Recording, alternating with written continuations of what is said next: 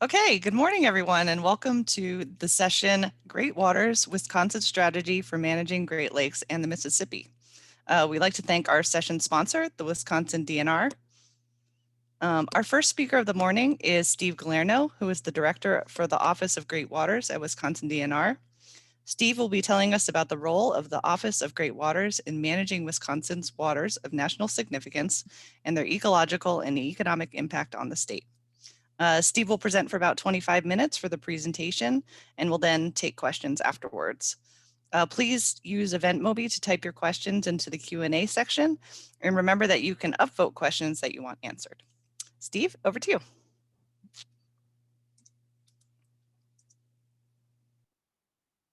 Okay, I think we should be up and rolling. Is that correct?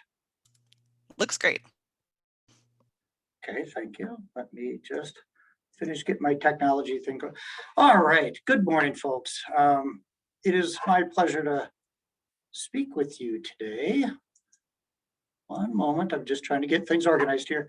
As part of Wisconsin Water Week, my name is Steve Galarneau, Wisconsin Department of Natural Resources. As was said, I'm the Director of Office of Great Waters.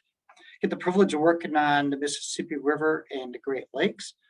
I just want to take a moment for a brief acknowledgement, if I may. As we gather for this event, we acknowledge that our presence in Wisconsin exists today on the traditional lands of many Native people. We respectfully welcome the duty and opportunity to share stewardship of these lands and waters. So, awesome resources we get to work on here. You know, you can pretty much travel anywhere in the United States and you'll encounter somebody wearing a t-shirt, for instance, with the Great Lakes on it, or you can see bumper stickers on cars. And Wisconsin is truly blessed with being shaped on three sides by iconic waters: the mighty Mississippi River, Lake Superior, and Lake Michigan. The Office of Great Waters is responsible for coordinating activities in Wisconsin that affect the Great Lakes Basin and Mississippi River. This includes technical support for state involvement in regional and international Mississippi River and Great Lakes management policy, grants programs, and restoration protection efforts. The office's coordinative role with other programs in DNR such as watershed management, remediation, redevelopment, fisheries, wildlife, water quality, and others to carry out our resource management activities. We also work with many other state agencies, federal agencies, local partners, 4 other upper Mississippi River states, 7 other Great Lakes states, and 2 provinces. The Office of Great Waters serves as the primary contact for Great Lakes and Mississippi River issues, particularly focused on policy aspects of protection and restoration priorities as identified by the Great Lakes Water Quality Agreement, the Great Lakes Restoration Initiative, the Upper Mississippi River Restoration Program, and others. The Great Lakes and Mississippi River are large, complex systems. They also play an important social economic role in Wisconsin. They provide essential water supply, ecosystem services, and critical fish and wildlife habitats, along with wide-ranging cultural and recreational values to millions of people. These ecosystems have huge stresses upon them as well, both from mistakes of the past and new challenges such as climate change, emerging contaminants, PFAS as an example, and the ongoing pressures from invasive species. Multi-state and binational jurisdiction of these resources requires collaboration with a wide array of partners at many levels. Partnerships are critical. We manage these waters by speaking with a wide spectrum of people and with a wide range of interest. We sometimes hear that we need to choose between managing for the economy or environment. That is not the case. They are interconnected. Our economic and environmental and social story is strong. It is a single story. This is part of the story. Our Great Lakes, our great waters are important to Wisconsin economy. The Upper Mississippi River, for example, is an economic artery connecting local communities to international economies. the upper Mississippi River corridor generates over $580 billion in revenue annually and supports over 1.8 million jobs. 60% of the corn and soy alone moves through the upper Mississippi River. Annual tourism expenditures exceed 20 billion and supports over 350,000 jobs. Outdoor recreation generates $4 billion in revenue and over 60,000 jobs. The Great Lakes are also an environmental, social, economic engine for Wisconsin. As I imagine you've heard many times, with 20% of the world's freshwater supply is in the Great Lakes, 48 million people live in the Great Lakes Basin. If you looked at this as a regional economy, the Great Lakes Basin is a $5 trillion regional economy, $7 billion fishery industry, 1.5 million jobs directly attributed to this region with 60 billion in wages annually. Our Wisconsin Great Waters are a vital asset to Wisconsin. Wisconsin has more than 1,000 miles of Great Lakes shoreline, and more than 20% of the state's land area lies within the Great Lakes Basin. Over 2.5 million residents, or more than half the state's population, live within the coastal zones. More than 45% of Wisconsin's gross domestic product originates in the coastal counties, and more than 1.6 million citizens get their drinking water from Lake Michigan or Lake Superior. Department of Natural Resources Office of Great Waters implements programs that are focused on the environmental part of that story. I'll walk through some Great Lakes action and then some Mississippi River examples. So these iconic waters, as I've been talking about, are where many of us work, recreate, and live. So what are some of the tools that Office of Great Waters has to manage the challenges of these incredible resources? For the Great Lakes, one of them that many, if not most of you probably have heard of, is the Great Lakes Restoration Initiative. The GLRI, or the Great Lakes Restoration Initiative, began just over a decade ago in 2010, and has been huge in accelerating the work that we've had to get done in the Great Lakes. And the implementation of the Great Lakes Restoration Initiative is meeting the obligations, if you will, of the Great Lakes Water Quality Agreement with Canada. The GLRI is guided by a 5-year action plan. Primarily those focus areas, if you will, contain probably the core things one would expect: cleaning up contaminated sediments, working on aquatic invasive species, trying to manage the ones we have, and most importantly, prevent new invaders, addressing non-point source pollution and impacts on nearshore health and harmful algal blooms, protecting and restoring resilient habitats and native species, and conducting that critical comprehensive science, and then communicating that across the Great Lakes ecosystem, and then educating the next generation so that we can ensure continued stewardship of these wonderful resources. So I'm going to use one specific program area to just kind of quickly walk through some of the things that we do in the Office of Great Waters. We'll be talking about the Great Lakes Area of Concern program. Areas of concern were identified as the worst historical pollution problems in the Great Lakes. 43 of these sites were identified in both US and Canadian waters. Wisconsin has 5 identified areas of concern. For the most part, contaminated sediment was the driver for identifying these locations, and the boundaries of the areas of concern generally reflect the known extent of the contaminated sediments and are not watershed boundaries. That's significant for the conversation about how this program then knits with some of the bigger lake programs. After polluted sediments are cleaned up, fish and wildlife habitat restored back to, as well as the populations that were harmed by those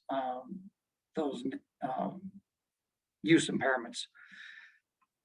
Then the critical part, the monitoring, is done. We evaluate whether the actions that we took are actually working or not. If they are, then we can ultimately delist or remove that area of concern from one of ours that we have to tackle. So if I'm going to kind of walk through the different AOCs and just touch on a few of the key things. The St. Louis River Area of Concern is one that we share with Minnesota. It's a partnership between tribes, two states, the cities of Superior and Duluth, EPA, and many other federal agencies and industry all working together. A common theme you're going to hear all morning here is about the critical nature of partnerships. Some of the work that we're doing up in the St. Louis River, in the upper right hand picture, you see a picture of Howard's Bay Shipyard. We're doing a contaminated sediment remediation project there. There's habitat restoration projects that are going on. One called Pickle Pond, it's right in an urban setting, and Wisconsin Point dune restoration. Doing some really interesting projects, restoring some habitat for the piping plover, and that's at the Wisconsin Bird Sanctuary site. A lot of wild rice restoration projects going on. There's fish passage projects on Little Balsam Creek, and there's a really nice beach restoration project done at Barker Island, which I encourage you to go check out if you're up in that area. The Office of Great Waters team in St. Louis River Area Concern is evaluating how we can beneficially use dredge material from the navigation dredging for habitat projects, such as the piping plover. So some of these efforts are being looked at for how we can establish some more resilience in the system. Another area of concern that I want to move around to is the lower Menominee River. This one is one that we share with Michigan, the cities of Marinette and Menominee, and the community EPA last year were able to delist our first Wisconsin area of concern. This is a huge milestone for us. Unfortunately, it occurred during the COVID times. So while we had some celebrations in this kind of a format, we are looking forward to a celebration in person up there to be determined once we get past this challenge that the nation and the world are meeting with the COVID. Up in the lower Menominee River, we removed 30 million pounds of paint sludge and contaminated sediment from the bay, another 317,000 cubic yards of arsenic impacted sediments and coal tar waste from the Menominee River itself. And then the city of Marinette, working with Wisconsin DNR, completed a removal of a failing seawall that was built ages ago, and 59,000 cubic yards contaminated sediment and excess sediment that accumulated in the Manicotti Harbor right in the heart of the community. We improved the water quality, fish and aquatic habitat, and the harbor itself is more functional, and we added a fishing pier for folks. There was also a really interesting fish passage project done on the Menominee River, opening up 21 miles of prime spawning habitat for lake sturgeon. So delisting this area of concern is a wonderful accomplishment by us all. But the Office of Great Waters, community, and EPA, I think we collectively understand this is a great step, but this is only the finished step. We need ongoing stewardship and management and continued efforts to make sure that we sustain what was accomplished and move forward from here. I want to move down the coast a little bit for the Green Bay area concern. Also saw a major milestone recently, last year, with the completion of a 17-year PCB sediment remediation project. The project was designed to reduce the risk to human health and the environment due to the presence of PCBs and river sediment from Little Lake Butamore down to the river mouth at Green Bay. The 17-year effort included dredging, capping, and sand covering. So long-term monitoring will be continuing now for decades. It's been encouraging. Some initial monitoring results have found that upstream of the De Pere Dam, where the work was done earlier, PCBs and the walleye have dropped 65% and are approaching unlimited consumption levels. Downstream areas will start testing this year. Monitoring and evaluating the actions we've taken, as I mentioned before, is critical. So sediment remediation is actually only one part of this story in the AOC. We're working currently with many key partners to address the eutrophication that we see in the river, water quality of the bay, and harmful algal blooms.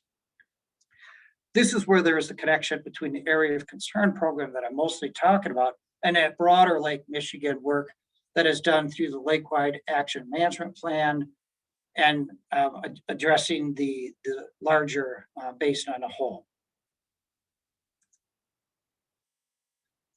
Moving down coast a bit more to Sheboygan. This one we worked on a while back, and what has been really exciting here is that we did the sediment remediation and a lot of habitat projects, and we're watching this community come alive. It's really been fun to see the revitalization going on as everybody's turning back to the river, and just watching the business activity, all the people that are canoeing, kayaking, recreating on the river again, active, a lot of fishing. So monitoring will be going on for quite a while because this also was a PCV cleanup and it takes a little longer for these systems to recover.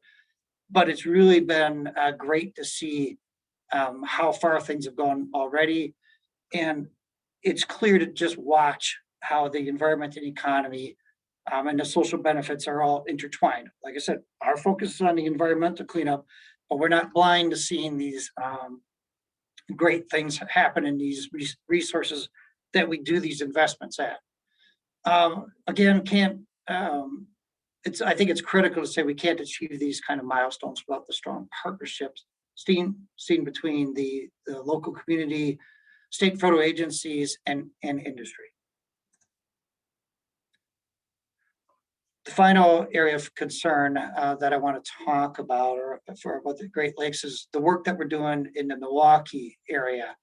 A lot of the main source of the impairments in this way are the legacy sediment contamination. So PAHs, PCBs, heavy metals, and then some of the physical habitat alteration, point source, and runoff pollution. What I mean by legacy, these are the things that have happened way back in time, the initial industrial revolution, and we just quite frankly don't have anybody that we can point to as the source.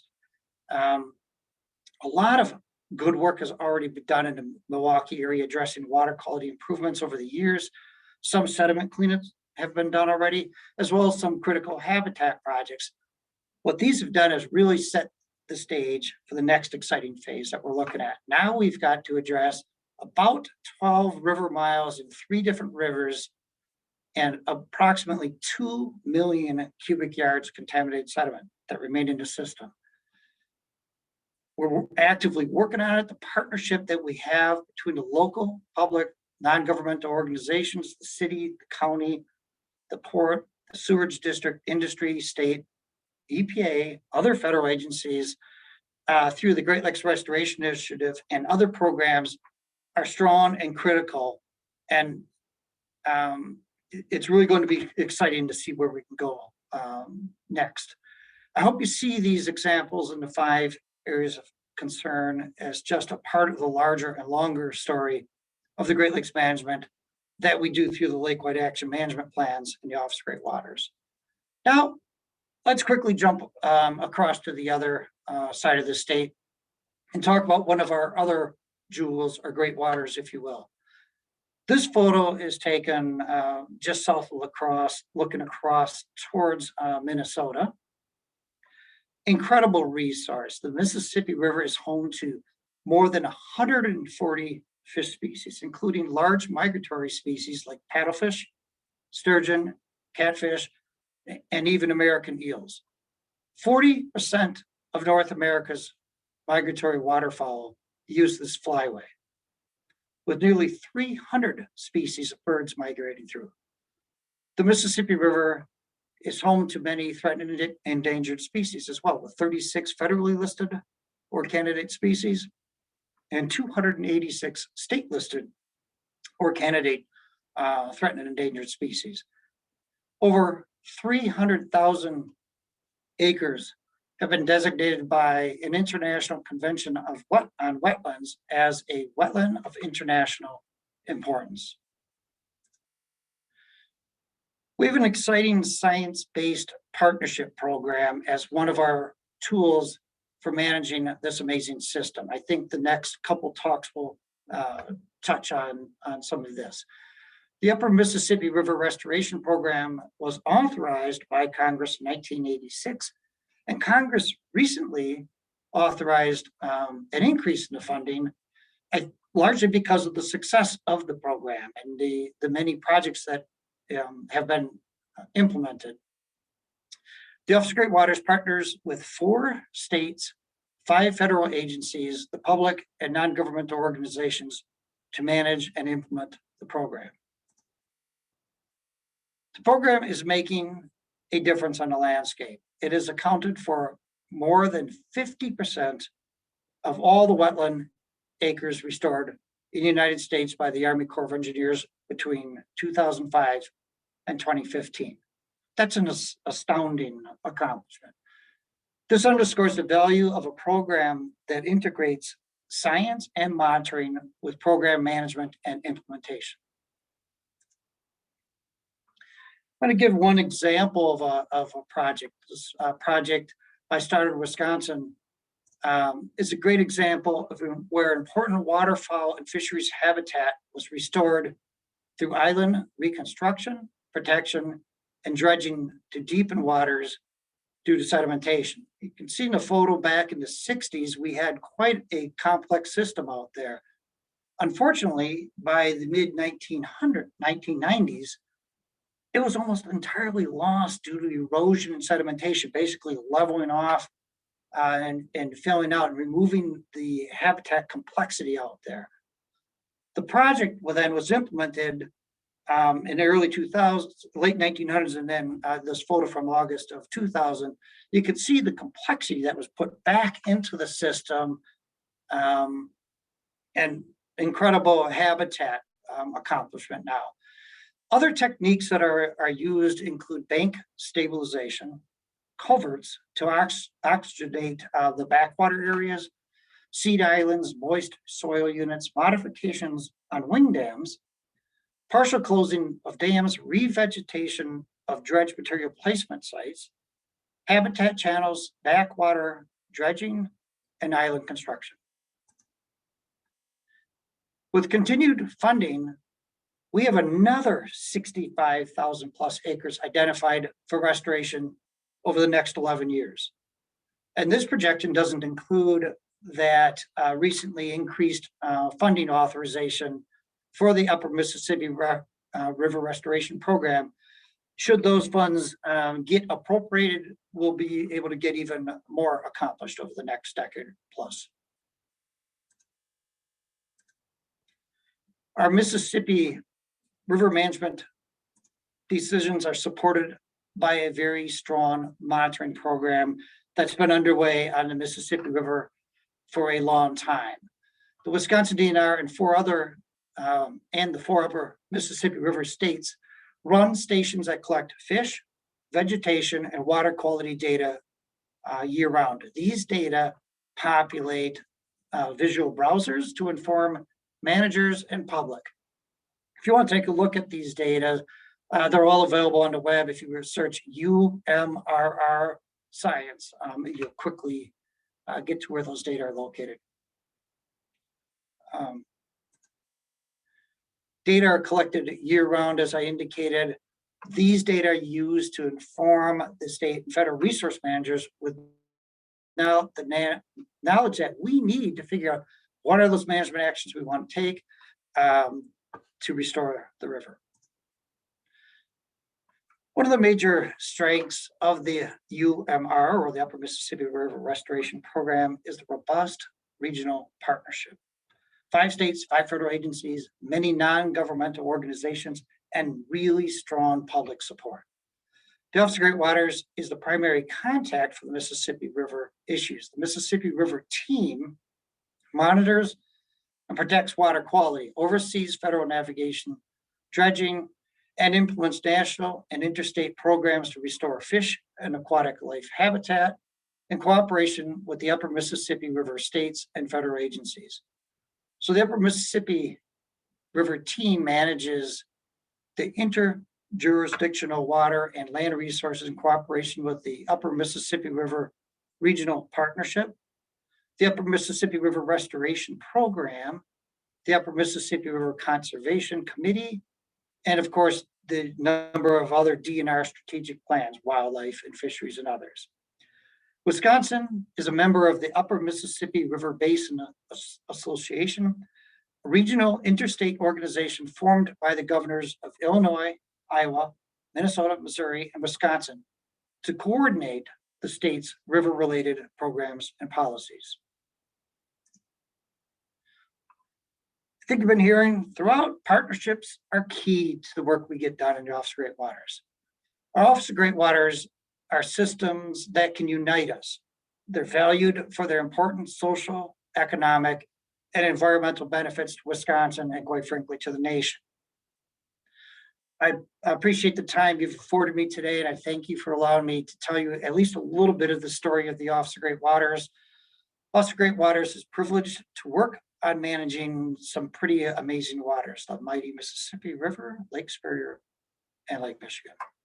Thank you. Great. Thank you, Steve, for your presentation. We do have a few minutes for questions. I'm not seeing any in the Q&A box, but sometimes they take a minute or two to come in, so we'll give folks a moment.